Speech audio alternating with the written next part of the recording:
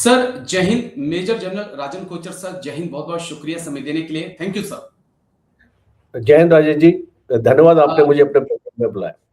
Thank you sir, lot of thanks sir, शुक्रिया आपका इसके लिए।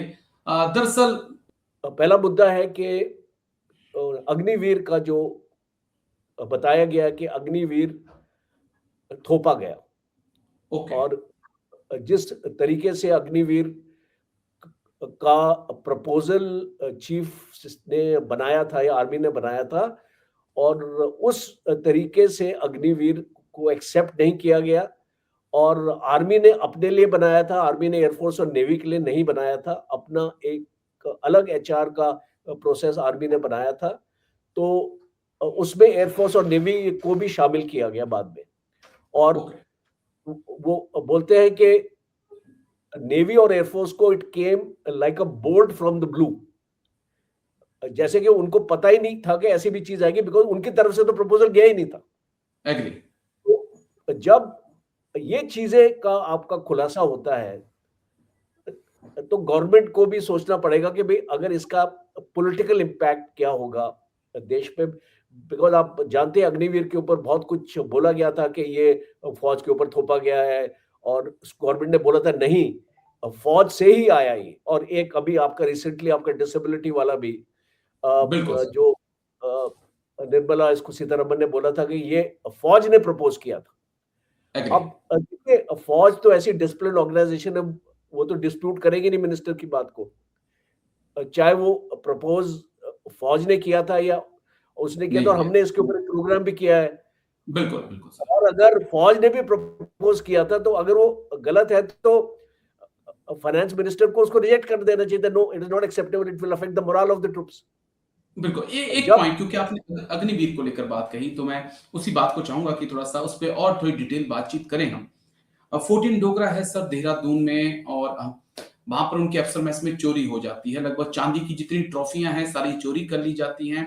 और उस खबर को मैं अपने चैनल पे डालता हूं। और कल या परसों मैं पूछ रहा था ग्रॉक से कि बताइए किसको अरेस्ट किया गया चोरी के आरोप में। ग्रॉक कहता है कि चोरी के आरोप में जो है वो एक अग्निवीर को अरेस्ट किया गया, वो जो नाइट ड्यूटी पर था वहां पर। तो जो बात मैं और आप करते थे कि भाई आप 4 साल के अंदर वो नाम नमक निशान नहीं ढूंढ पाएंगे आप। और एक पहले फौजी होता है वो अपनी यूनिट के लिए अपने जान दे देता है, लेकिन यहां तो यूनिट के समान पर यह हाथ साफ किया जा रहा है। ये क्या मैसेज है? और क्या वो ट्रेलर आना शुरू हो चुके हैं जिसकी हम उम्मीद कर रहे हैं कि 2026-27 में पिक्चर आएगी असली? देखिए राजेश जी, इसके दो पहलू हैं। सबसे पहले तो एक इन्फेंट्री बटालियन में होता है।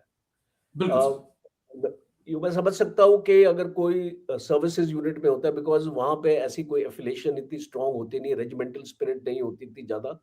और टाइम लगता है बिकॉज हमारी पोस्टिंग अलग अलग होती है। हमको कोई एक रेजिमेंट हमको मिलती नहीं है कि आप नहीं मिलती है।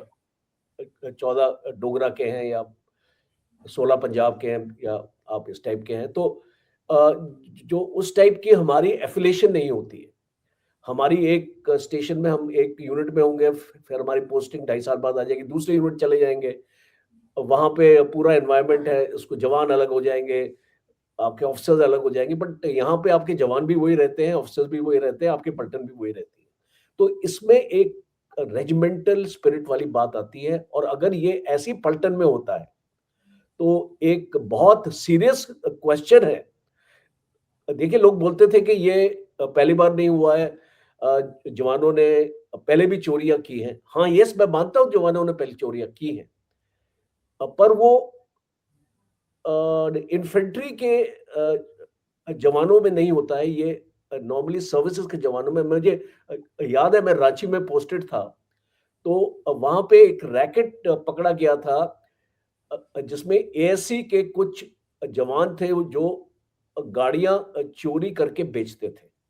और ये ओके। एक पूरा नेक्सस था, एक एक माफिया था, एक नेटवर्क था जिसमें एक एएससी का ऑफिसर भी शामिल था। तो ये पूरा इसको नेटवर्क एक्चुअली चल रहा था जिसको रांची पुलिस ने ब्रेक किया। तो ऐसे आपके इंसिडेंट्स हैं फौज में। कोई हम इसको ये नहीं बोल सकते कि अग्निवीर ही ने जी। ऐसा किया है। अपने फौज में भी ऐसे इंसिडेंट्स मिले हमको पहले भी। बट यहाँ पे जैसे आपने बताया point two note here is कि एक इन्फेंट्री बटालियन में होता है जहां पे इस टाइप की चीजें होती नहीं है अमूमन, इस देखने में आया है। और छुटका मुटका ये चोरी का केस, इधर उधर का केस हो सकता है, बट एक रेजिमेंट का जो सिल्वर होता है, ये आप उसकी अहमियत समझिए, वो एक चांदी का टुकड़ा नहीं है, बिल्कुल सर। वो एक रेजिमेंट की हिस्ट्री है, रेजिमेंट की वीरता का एक एक प्रमाण है, जो इसको मैसेज में डिस्प्ले होता है शान और शौकत के साथ, लोगों को बताने के लिए। और जो भी नए ऑफिसर्स आते हैं, पोस्टेड आते हैं, ऑफिसर्स मेस में जाते हैं, वो देखते हैं रेजिमेंट का इतिहास। तो अगर इस टाइप की आप चोरी अपना करें, मैं इसको समझता हूं, आपने पेट्रोल चोरी कर लिया, आपने फलाना चोरी कर लिया, इस टाइप के इंसिडेंट्स होते रहते हैं, पर आप जो इस टाइप की चोरी नहीं कर सकते, बिकॉज इसका ये बहुत सीरियस है। और जो लोग इसको सीरियस नहीं ले रहे, मेरी उनसे गुजारिश है कि इसको बहुत ही सीरियस आपको लेना चाहिए, सो दैट क्या आप में इसको कमी है स्कीम में, उस कमी के ऊपर आपको तवज्जो देना चाहिए कि ये जो आपका 4 साल जो आपने बनाया है, बिल्कुल सर। ये 4 साल में, जैसे आपने बताया, नाम नमक और निशान ये नहीं आता 4 साल में, मैं नहीं आपको सर। बता सकता हूं। जो भी कुछ बोले, अच्छा ओके ठीक है, ट्रेनिंग आपने सही कर दी, जवान को फिजिकली फिट बना दिए, वो मैं मान सकता हूं। 6 महीने में अगर कमांडिंग ऑफिसर्स बोलते हैं कि अग्निवीर फिट हैं और हम उनसे खुश हैं, तो मैं मानता हूं कि ओके, आप इस फिजिकली फिट आपने उनको कर दिया, मेंटली फिट में आप नहीं कर पाएंगे उनको 4 साल। और इस तरीके से आप उनको नाम नमक और निशान में, आप उस जो आपका नाम है, जो आप नमक है और आपका झंडा है, तो अगर आप तीनों चीजों को जोड़ेंगे तो एक बहुत इंपॉर्टेंट फौज का हिस्सा बन जाता है। और इसीलिए फौज की जो छवि है वो फिर खराब होती है, जैसे कि मीडिया में ऐसी खबर आ जाती है।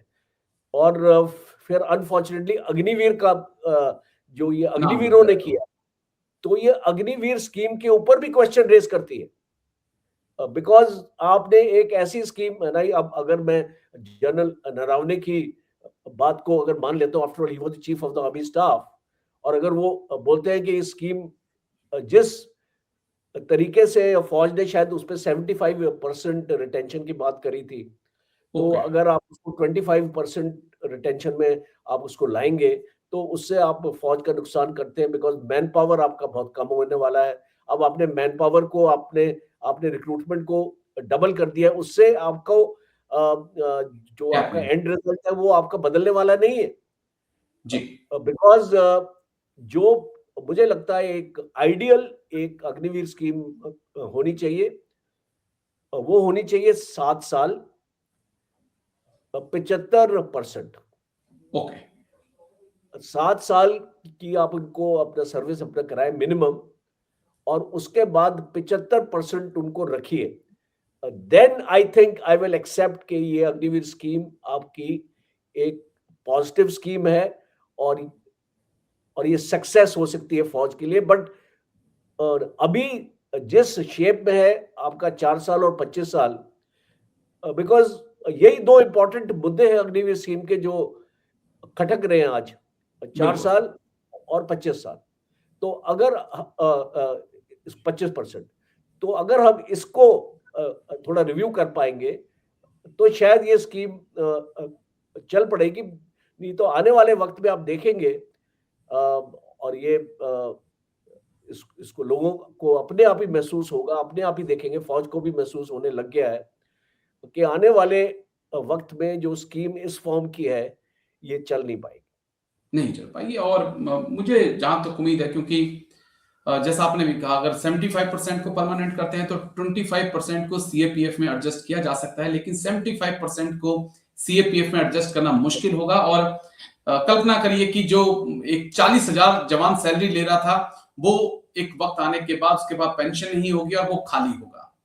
अगर उसको जॉब नहीं मिलेगी तो बहुत सारी ऐसे असामाजिक तत्व हैं जिनकी नजर उसके ऊपर है, लेकिन आई होप कि सीएपीएफ में सब एडजस्ट हो जाएं, ये देश के लिए अच्छा है, और एक अग्निवीर पॉइंट है भाइयों के लिए। जी राजीव, सर। एक लास्ट पॉइंट है, देश की नेशनल सिक्योरिटी को पैसों से तोलना नहीं चाहिए। अगर आप पेंशन बचाने के चक्कर में अग्निवीर स्कीम को लाए हैं और अगर आपकी ये सोच थी कि आप इसमें पेंशन का बजट कम कर देंगे, तो आई थिंक वो सोच गलत है। बिकॉज नेशनल सिक्योरिटी के मामलों में आपका इकोनॉमिक और मॉनेटरी आपका जो फायदा या नुकसान नहीं देखा जाता। ये चीज इंपॉर्टेंट है आपके व्यूज को भी जानना कि अगर ये स्कीम लाई गई है पेंशन का बजट कम करने के लिए, जो मुझे लगता है जिस तरीके से अगर आपने 25% रिटेंशन इसका किया, इसका मतलब आप 75% लोगों को पेंशन नहीं देंगे। वो जी 25% ही होंगे जो फौज में कंटिन्यू करके पेंशन अर्न करेंगे। तो इसका मतलब आपने पेंशन बजट को कम किया है इस स्कीम को इम्प्लीमेंट करने के बाद। तो अगर ये सोच रही है तो आई थिंक इस सोच को बदलना पड़ेगा। बदलना पड़ेगा। लेकिन बड़ा इंटरेस्टिंग आपने पॉइंट किया, कभी बैठेंगे तो बात करेंगे कि अगर कोई एक दिन के लिए सांसद बन जाता है, एक दिन के लिए विधायक बन जाता है, वो ताउम्र जो है पेंशन ले सकता है, लेकिन 4 साल का अग्निवीर, 4 साल सर्विस करने के बाद भी उसे ना ग्रेजुटी मिलेगी ना पेंशन मिलेगी। कमाल की बात है। जितनी बार आप विधायक बनेंगे, जितनी बार आप सांसद बनेंगे, आपको उतनी ही बार की पेंशन मिलेगी। लेकिन चलिए, शुक्रिया, बहुत बहुत शुक्रिया major general Rajan Kochar sir, आप आए और इन मुद्दों पर बात की। Thank you sir. जय हिंद, take care sir. Thank you sir. Thank you. धन्यवाद राजेश जी, जय हिंद। Thank you sir.